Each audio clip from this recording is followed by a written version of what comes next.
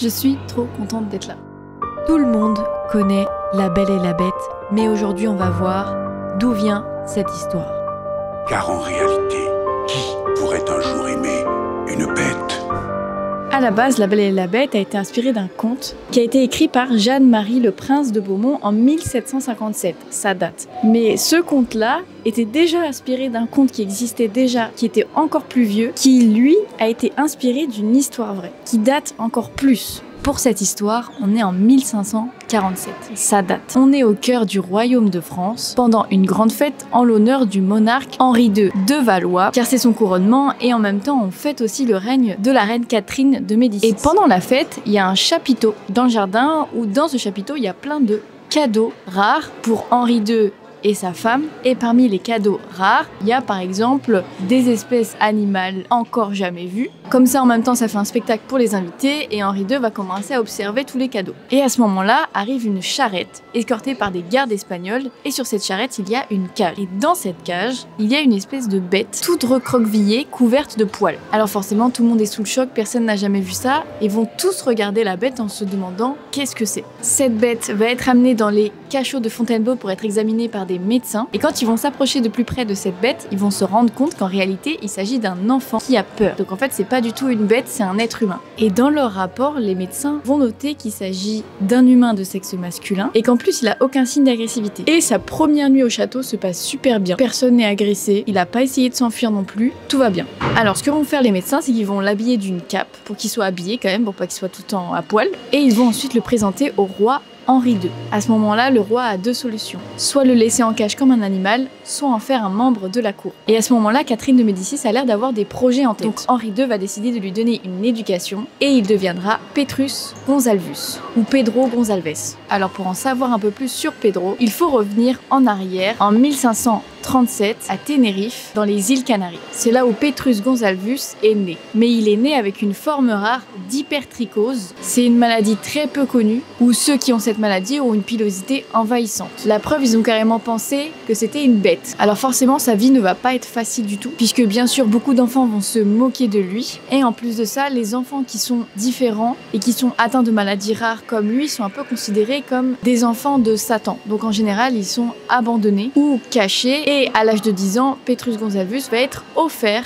à l'empereur Charles. Et c'est là que va commencer son voyage en France et qui, de fil en aiguille, va se retrouver avec Henri II, qui donc a décidé de lui laisser une chance. Le roi Henri II va lui donner une éducation. Il va aussi apprendre les arts martiaux. Ça va devenir un homme très cultivé, va porter de beaux vêtements et il va même avoir un valet. Et c'est pas tout, puisque Henri II va décider de l'anoblir. Donc, Petrus va devenir un noble, carrément. Il est passé de bête à noble, normal. Mais malheureusement, en 1559, Henri II décède et c'est Catherine de Médicis maintenant qui va prendre toutes les décisions. Et là, ça va commencer à être compliqué. Quelques années plus tard, Petrus a 36 ans et il est toujours seul. Et comme on l'a dit tout à l'heure, Catherine de Médicis avait un plan dans sa tête depuis le départ. Elle veut faire en quelque sorte une expérience en faisant un élevage de sauvages, entre guillemets. Elle veut voir si les enfants de Petrus vont eux aussi avoir la maladie. Un peu bizarre comme projet.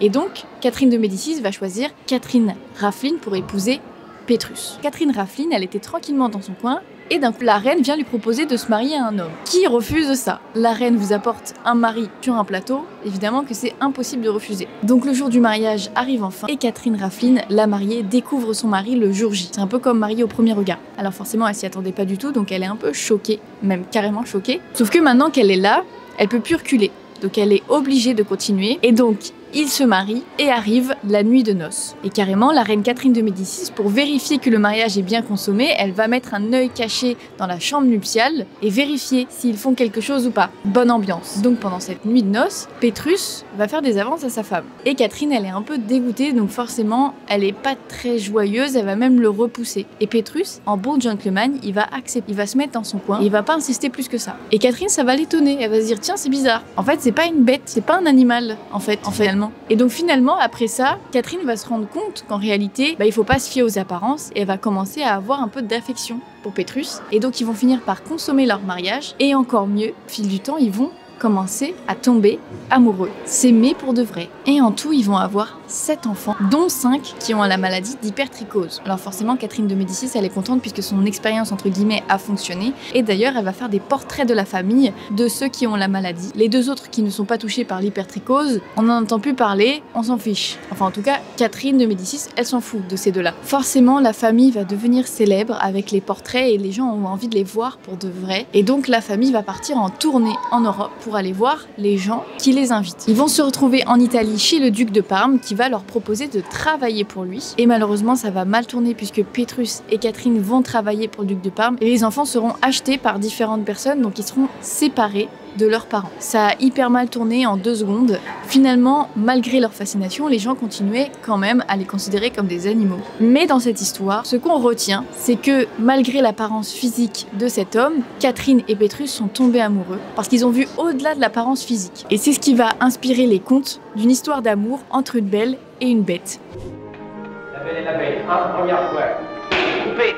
Et donc, comme je le disais tout à l'heure, arrive en 1757 le conte de La Belle et la Bête, et c'est un conte français. Sauf que forcément, c'est pas vraiment l'histoire qu'on connaît, elle est assez différente, puisque dans cette version, Belle a 2 sœurs et 3 frères, elle n'est pas toute seule avec son père, et en plus de ça, c'est une famille riche qui, du jour au lendemain, devient pauvre, et un jour, le père de famille décide de faire un voyage pour essayer de récupérer leur fortune. Alors bien sûr, il va demander à ses filles, qu'est-ce que vous voulez que je vous ramène de ce voyage? Les 2 sœurs de Belle vont dire des robes, enfin que des choses matérielles, et Belle va lui dire, je veux seulement que tu me ramènes une rose. Qu'est-ce que je te rapporte? Je voudrais juste une rose. Je n'ai jamais réussi à en faire pousser ici. Et donc le père va partir pour son voyage et sur le retour, il va être pris dans une tempête, comme le film d'animation finalement. Il va se retrouver devant un énorme château dans lequel il va se réfugier. Il n'y a personne dedans, mais tout se fait tout seul. C'est un peu bizarre. Et au moment de repartir, il va prendre une rose dans le jardin pour la ramener à Belle. Et c'est à ce moment-là qu'arrive la bête, et pour le punir d'avoir volé une rose, il va lui dire une rose contre une vie. Soit c'est toi qui es capturé dans le château, soit une de tes filles, tu choisis. Donc le père va rentrer chez lui et va annoncer la nouvelle à ses enfants. Et bien évidemment, Belle, quand elle entend ça, elle va bien sûr se sacrifier et aller au château de la bête, se faire emprisonner. Super ambiance quand même, hein. Il va y avoir plusieurs versions cinématographiques de cette version. Il va y avoir une première version en 1899 par les frères Pathé.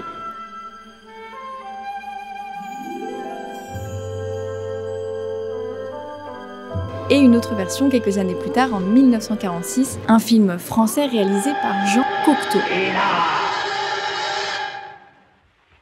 Alors, cher monsieur, vous volez mes roses.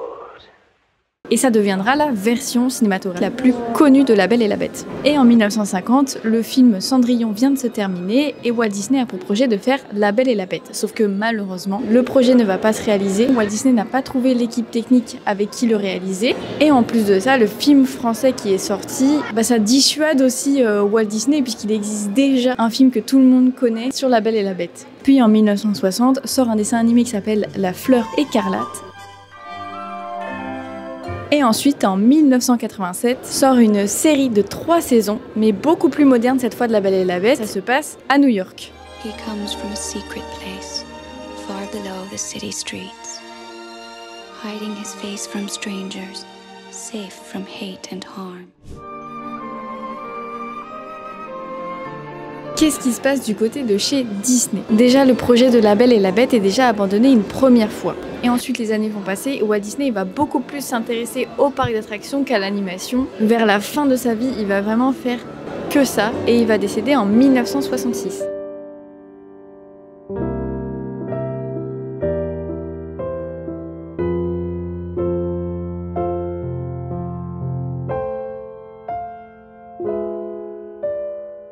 Pour les animateurs, ça va devenir compliqué de continuer sans lui, mais ils n'ont pas le choix de continuer, donc ils vont sortir quelques films comme Les Aristochats, Taram et le Chaudron Magique ou Basile détective privé. Entre nous, c'est pas les films les plus connus, et en plus de ça, il y a des animateurs qui vont démissionner, il y en a d'autres qui vont arriver, les équipes vont beaucoup changer. Donc forcément, là, ils ont besoin de quelque chose de nouveau, et c'est là qu'ils vont sortir Qui veut la peau de Roger Rabbit, un film qui mélange prise de vue réelle et animation. Et le film va très bien fonctionner, ça va un peu réconcilier les spectateurs avec l'animation puisque c'était pas trop ça. et ils vont ensuite enchaîner avec un film que Walt Disney voulait faire, La Petite Sirène. Et on arrive au moment tant attendu, on est en 1983 et les animateurs se rappellent d'une phrase que Walt Disney a dit pendant sa période parc d'attraction. Il a dit « Si un jour je me remets à l'animation, ce serait seulement pour 2 films, La Belle et la Bête et... » Bon, ils se souviennent pas du deuxième, mais au moins ils ont le premier. Ils savent que c'est La Belle et la Bête. Donc ils vont se mettre sur ce projet. Alors forcément, comme le scénario a été envisagé une première fois, ils vont aller chercher dans les archives de Disney pour voir s'il y a éventuellement un dessin, une ligne de scénario, mais rien du tout. Vu que le projet a juste été envisagé et même pas commencé, il n'y a absolument rien, ils doivent tout recommencer de zéro. Donc, en 1983, 3 scénaristes vont commencer à écrire une histoire. Mais ça ressemble pas du tout à l'histoire qu'on connaît, puisqu'à ce moment-là, c'est un prince qui adore faire des courses de carrosses dans la forêt, et comme il effraie les animaux, la sorcière de la forêt va le transformer en bête pour lui donner une leçon.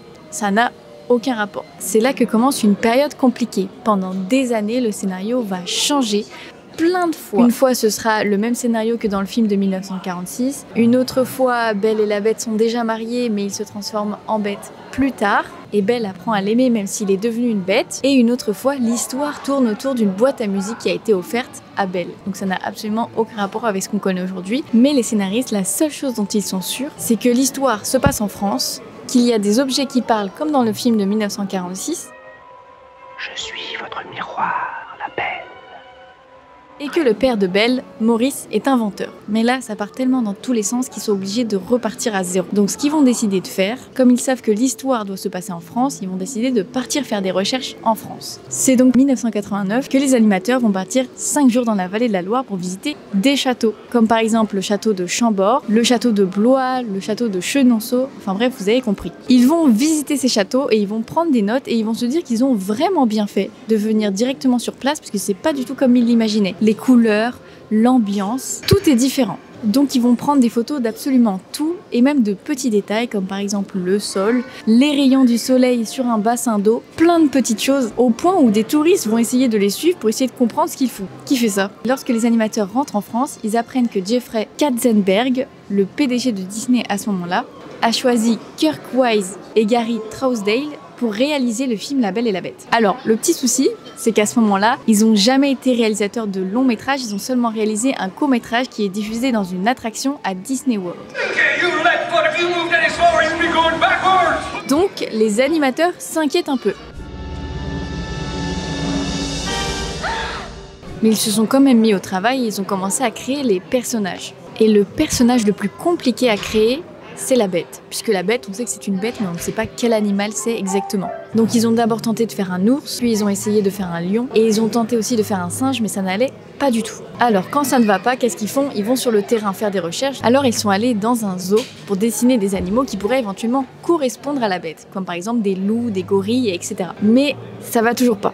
Et un jour, Don Han va passer devant la boutique d'un taxidermiste et il va voir la tête d'un bison empaillé. Il y a du piano carrément. Il va avoir une tête de bison empaillé et qu'est-ce qu'il va faire bien sûr? Il va l'acheter et il va l'accrocher sur un des murs du studio.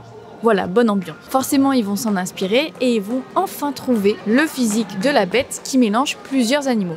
Déjà, il vient d'un bison, il a la crinière d'un lion, il a le corps d'un ours, il a les défenses d'un sanglier, le front d'un gorille et les pattes et la queue d'un loup. Au moins, il n'y a pas de jaloux, il y a un mélange de tout. Et ils ont enfin trouvé le physique de la bête, mais il n'y a pas que ça qui est compliqué, puisqu'il y a aussi sa voix.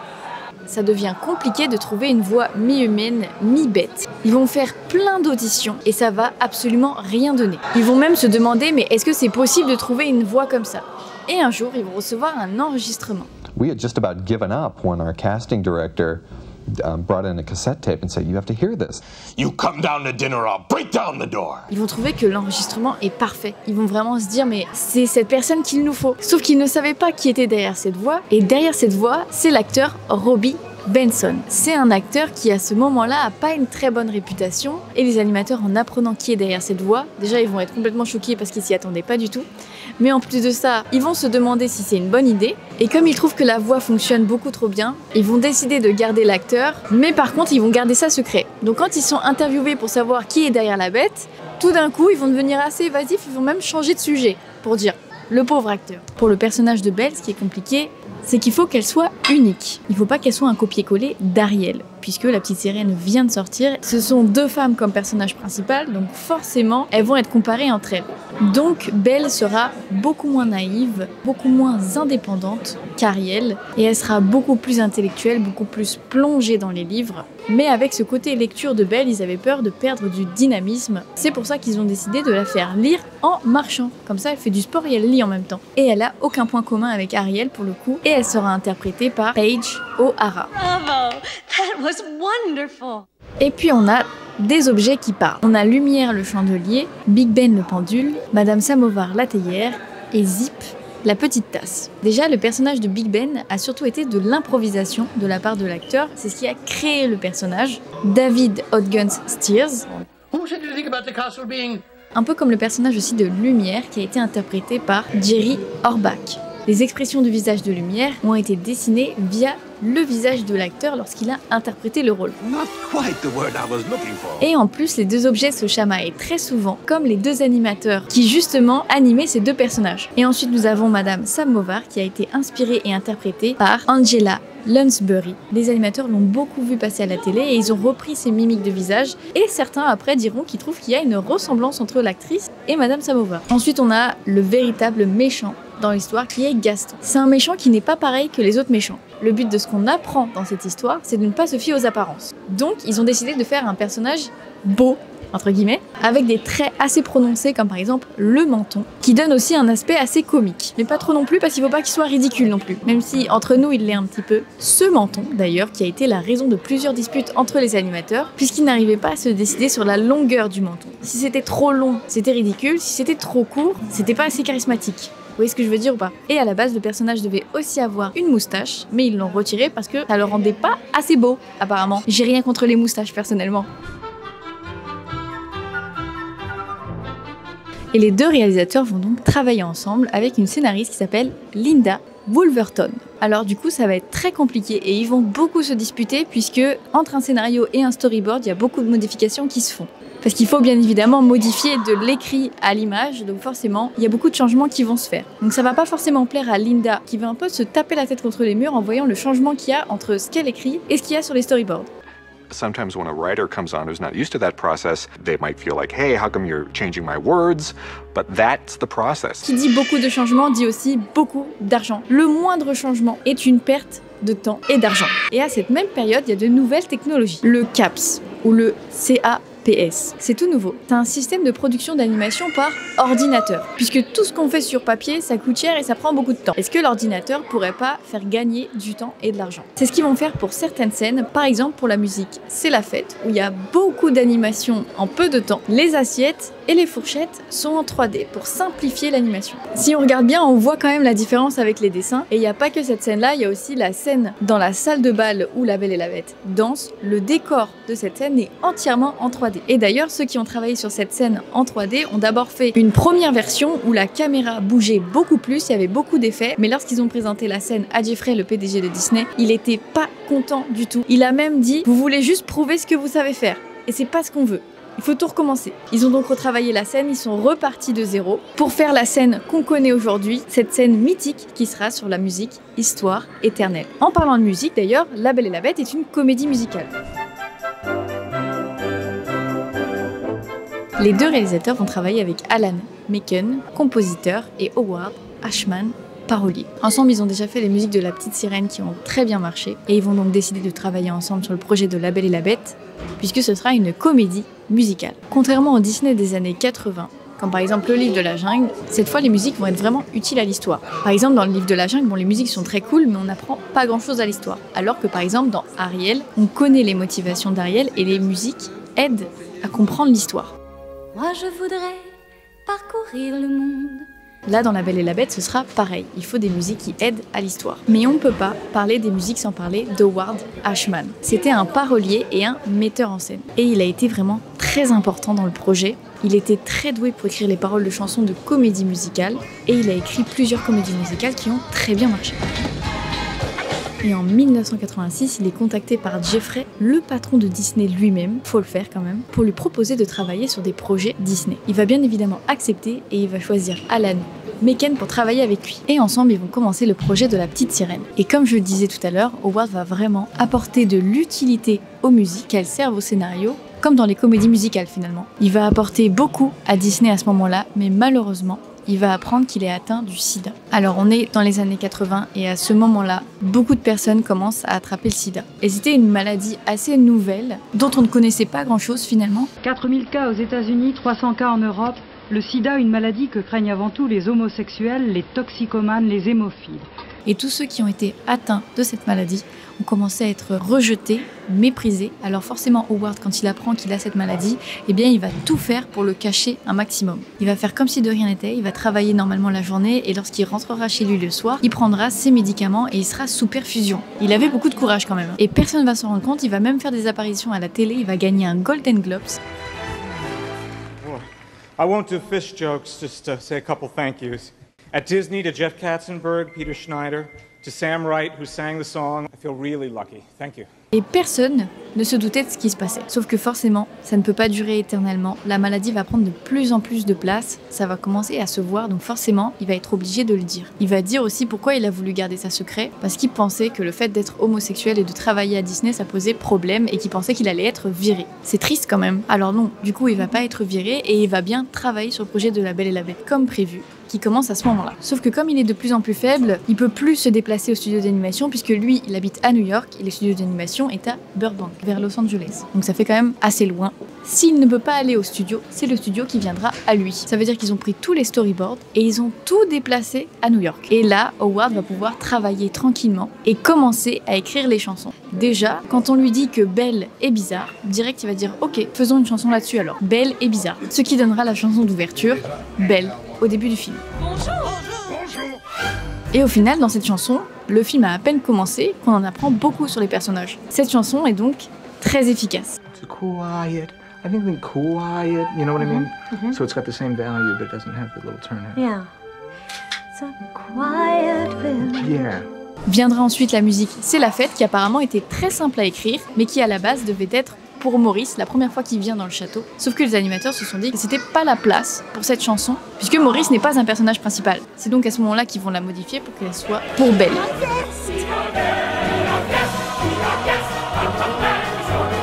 On a aussi la chanson Je ne savais pas, où la Belle et la Bête se rendent compte petit à petit de leurs sentiments. Le plus fou des romans. À la place devait se trouver la chanson Humain à nouveau. Une chanson où les objets chantent leur espoir de redevenir humains à nouveau en voyant l'amour qui est en train de naître entre la Belle et la Bête. Être humain à nouveau, rien qu'humain à nouveau. Sauf que finalement, ils ont trouvé que cette chanson s'éloignait trop des personnages principaux et de leur amour, et que ça déviait notre attention un peu de l'histoire principale. À la place, a été écrit Je ne savais pas, mais par contre, Humain à nouveau est toujours disponible dans la version longue du film. Et puis on a Histoire éternelle, interprétée par Madame Samovar, qui est Angela Lansbury, qui s'est d'ailleurs montrée très professionnelle pour l'enregistrement de la chanson, puisqu'elle a pris un avion pour venir à New York pour l'enregistrement. Howard Ashman aimait bien que tout le monde soit là pour l'enregistrement, c'est-à-dire les acteurs, mais aussi l'orchestre. Comme ça, tout le monde enregistre en même temps, presque comme un concert finalement. Mais Angela Lansbury a eu un problème avec son avion et il a dû atterrir d'urgence à Las Vegas. Et après ça, elle a vraiment fait tout son possible pour arriver le plus rapidement possible et elle finit par arriver le lendemain, directement de l'aéroport après une nuit très compliquée.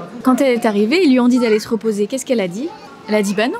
Je la connais par cœur, je suis prête moi. C'est bon, allons-y. Et ils ont pris la première prise. Au final, la musique est très importante dans le film, puisque si on accumule les chansons et les musiques de fond, en réalité, il ne reste que 5 minutes du film sans musique. Mais le projet n'est toujours pas terminé. Il manque des scènes qui ne sont toujours pas animées, et surtout, il manque énormément de temps. Et il manque tellement de temps que pour la scène finale, ils vont reprendre les dessins du film La Belle au bois dormant et ils vont décalquer la même danse de La Belle au bois dormant pour reprendre les mêmes mouvements de danse et juste changer les personnages. Parce qu'ils avaient plus le temps de réanimer la scène en entier, ça aurait pris beaucoup trop de temps. Et juste avant, on a parlé d'Howard Ashman. Et à ce moment-là, sur cette fin de projet en 1991, ça devient très compliqué pour lui de travailler sur le film. Il va être hospitalisé et il va suivre les réunions par téléphone. Donc il continue quand même de travailler malgré le fait qu'il soit à l'hôpital. Mais malheureusement, ça va s'empirer puisque petit à petit, il va perdre l'usage de certains organes, mais il va aussi perdre la vue, la parole. Là, malheureusement, il ne peut plus rien faire. Donc les animateurs vont décider de lui rendre visite pour lui dire au revoir. une dernière fois. Ils vont lui dire à quel point il était important dans ce projet, mais aussi les autres comme La Petite Sirène ou Aladdin. Et Howard Ashman décédera le 14 mars 1991. His mother pulled back the sheets to show us the Beauty and the Beast sweatshirt that he was wearing. He was 80 pounds, had lost his sight, and barely had a whisper of a voice. We shared with him what happened that day and how amazing it was, and how he was there in every way. Then, when it was time to leave, we each said our goodbyes. Before I left, I bent over and whispered, Beauty and the Beast was going to be a great success. Who'd have thought it, I said. And Howard lit up and whispered, I woulda. Et le film La Belle et la Bête lui sera dédié. On peut voir à la fin du film à notre ami Howard qui a donné une voix à une sirène et une âme à une bête, notre reconnaissance éternelle. C'est trop émouvant. Suite à ça, en septembre 1991, ils vont décider de présenter le film au Festival du film de New York, mais le film n'est toujours pas terminé. C'est-à-dire qu'ils vont projeter un film où il y a des scènes carrément en storyboard, avec les dessins des animateurs de base, ce qu'on ne voit jamais normalement dans l'animation. Cette projection, elle va changer beaucoup de choses. Déjà parce que beaucoup de personnes vont se rendre compte du travail qu'il y a derrière l'animation, puisque c'est la première fois qu'un film est diffusé comme ça et qui montre un peu les dessous de l'animation. Et suite à ça, le film sera projeté au Festival de Cannes et le film sera pris très au sérieux. Il y aura même une affiche spéciale adulte, beaucoup plus sobre, parce que ce long métrage d'animation est vraiment considéré comme du cinéma et pas juste un dessin animé pour enfants. Et ça fait plaisir. Le film sort le 15 novembre 1991 et il va très bien marcher. Et en janvier 1992, le film remporte un Golden Globes de la meilleure chanson, de la meilleure bande originale, de la meilleure comédie musicale. Mais c'est pas tout, le film recevra 6 nominations aux Oscars. Et ce film changera vraiment la vision des films d'animation qui ne sont pas destinés qu'aux enfants finalement. Et pendant ce temps-là, Disney est en train de commencer à adapter Mary Poppins en comédie musicale. Sauf que quand La Belle et la Bête sort, Michael Eisner va dire « Mais c'est La Belle et la Bête qu'il faut faire, c'est pas Mary Poppins ». Alors le metteur en scène Robert Jess Rowe, au départ il va dire « Oui, d'accord, pourquoi pas ». Puis après il va réfléchir et il va se dire « Mais je vois pas comment on peut adapter une pièce de théâtre où il y a des objets qui parlent ». Michael Eisner il va dire « Bon, d'accord, je comprends, il y a pas de problème ». Et il va revenir le lendemain en disant « Non, non, en fait, c'est La Belle et la Bête qu'il faut faire. Vous vous débrouillez, vous trouvez une solution ». Et donc le metteur en scène et son équipe n'ont plus vraiment le choix. Ils vont aller voir le film plusieurs fois pour essayer de trouver une idée qui pourrait remplacer les objets qui parlent. Et après avoir étudié le film, ils vont avoir plusieurs idées. Pour les objets qui parlent, normalement, c'est la malédiction qui les a transformés en objets. Mais dans la comédie musicale, ils se sont dit que la malédiction pouvait transformer des humains petit à petit en objets. Donc ils sont toujours humains, mais à l'aide de costumes, petit à petit, vont commencer à se transformer en objets. Donc ils peuvent rester à moitié humains. And when we hit upon this idea, we were all pretty excited because it really addressed the scale of the objects.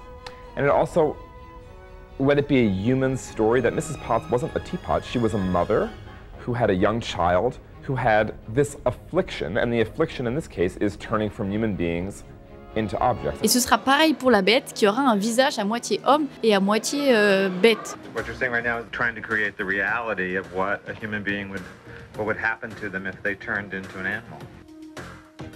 C'est pas très beau d'ailleurs. Enfin bon, bref, c'est pas le sujet. Et il n'y a pas seulement ça à modifier, puisque un film d'animation, ça dure 80 minutes, alors qu'une comédie musicale avec entracte, ça dure 3 heures. Donc forcément, ils ont dû inventer des scènes pour rallonger la comédie musicale, et ça va très bien fonctionner, puisque le spectacle sera complet pendant 13 ans. C'est quand même beaucoup. Et cette comédie musicale sera jouée dans 115 villes différentes, dans 13 pays. C'est une très belle réussite pour la première adaptation au théâtre par Disney. Alors qui dit un film d'animation qui fonctionne très bien, dit aussi arrivée d'animation dans les parcs d'attractions. D'abord commençons par ce qu'il y a dans Disneyland Paris. Il n'y a pas énormément de choses puisque nous on n'a pas d'attraction sur La Belle et la Bête, mais par contre on peut retrouver les personnages de La Belle et la Bête dans Mickey et le Magicien, spectacle trop beau. On a eu aussi une soirée spéciale passe annuelle qui était sur le thème de La Belle et la Bête, mais le plus important, c'est que maintenant, dans le Disneyland Hotel, on a un restaurant dédié à La Belle et la Bête qui s'appelle la Table de Lumière. Alors malheureusement, on ne peut pas y manger si on ne dort pas dans l'hôtel, mais peut-être qu'un jour, qui sait, il sera possible d'y manger sans forcément y dormir. En tout cas, moi perso, j'aimerais beaucoup faire l'expérience. Ça c'est fait, ça c'est dit. Si jamais mes parents vous m'entendez, vous pouvez me prendre un cadeau de Noël. Voilà. Dans ce restaurant, on a régulièrement des personnages qui passent voir les gens. Et en plein milieu, on a La Belle et la Bête. Et on a aussi des petites animations dans le Disneyland Hotel. Des petites animations qui permettent de voir certaines princesses comme Belle, par exemple. Et là, si vous êtes fan de La Belle et la Bête, vous allez vouloir prendre un billet d'avion direction Disney World, puisque là-bas, il y a beaucoup plus de trucs sur La Belle et la Bête. Déjà, il y a le château de la Bête, rien que ça. Et en réalité, il s'agit du restaurant qui s'appelle Be Our Guest, soit la version anglaise de C'est la fête, où c'est assez sophistiqué et où il y a les plats que nous voyons dans l'animation pendant la musique. D'ailleurs, petite anecdote pour la création des plats de ce restaurant. Pour la plupart des plats, c'était assez simple, mais par contre, à un moment donné de la musique, dans la version originale, Lumière parle du truc gris. Il dit à Belle, goûtez ce truc gris. Try the grey stuff, it's delicious. Alors bien sûr, le chef cuisinier, ne sachant pas ce qu'est le truc gris, a essayé d'inventer quelque chose qui soit gris et qui soit bon, pour l'appeler le truc gris. Donc si vous avez l'occasion d'aller dans le restaurant Be Our Guest, vous pourrez goûter le truc gris. Et la salle du restaurant, c'est tout simplement la salle de bal. Voilà. Tout simplement la pièce la plus stylée du château, on va pas se mentir. Il y a aussi Gaston's Taverne, donc la taverne de Gaston. Pour le coup, c'est beaucoup moins sophistiqué, mais du coup, ça fait référence à la taverne où il y a la chanson de Gaston. Et il y a également un spectacle assez minimaliste qui est surtout fait pour les enfants, pour qu'ils puissent rencontrer Belle, mais le truc le plus fou, donc l'attraction, elle n'est ni à Disneyland Paris ni à Disney World, elle est à Tokyo Disneyland, où les visiteurs se baladent tout simplement dans des tasses. Voilà, cette attraction a l'air juste incroyable.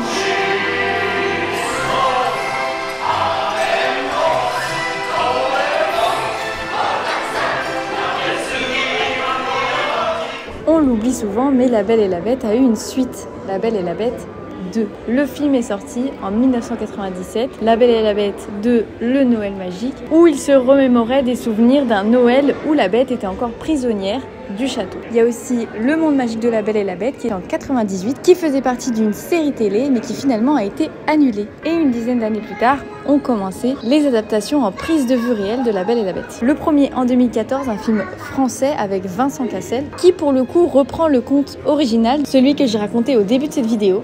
J'ai l'impression que c'était il y a une éternité. Si vous ne revenez pas, j'en mourrai. Et en 2017, le live-action officiel de Disney sortira avec Emma Watson qui interprétera le rôle de la Belle. Et d'ailleurs, c'est vraiment elle qui chante dans le film. Je me suis posé la question et c'est vraiment elle qui chante.